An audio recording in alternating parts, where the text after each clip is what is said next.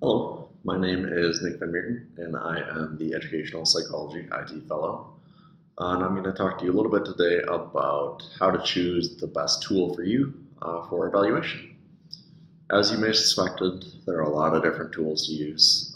So this video will hopefully help you pick one that works best for you and also what you want to do to evaluate. So my first tip is just that you should find something that's easy for use. You don't want to use something that is cumbersome and makes it really hard to do evaluation. You really just want to streamline this process and make it easy for students to give you feedback and easy for you to elicit feedback from students.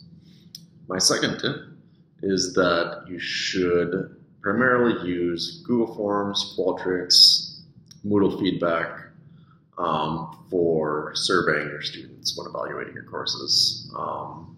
These three act very similarly. They're all types of survey software. They have differing degrees of features and usability.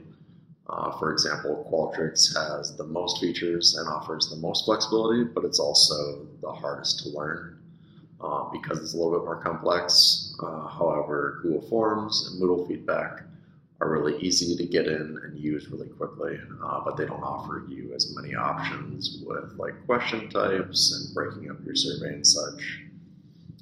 So that's an overview of surveys.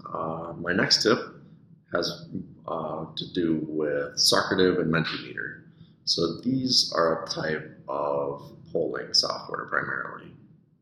So they're really good at getting information really quickly from your students. So say you want to do a quick poll in your class about like, oh, did you all enjoy the assignment last week?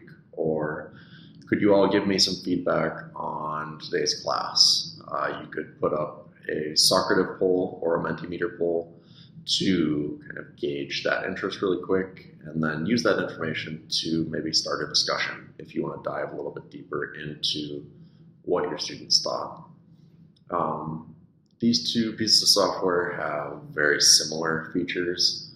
I tend to prefer Mentimeter because it's a little bit prettier and I like the aesthetic of it a little bit better, but they're generally very similar tools, just from different providers.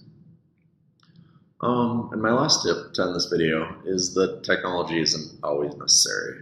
If you're short on time, it's perfectly reasonable to just write a question on the board or ask a question out loud and then hand out blank pieces of paper for students to provide feedback on.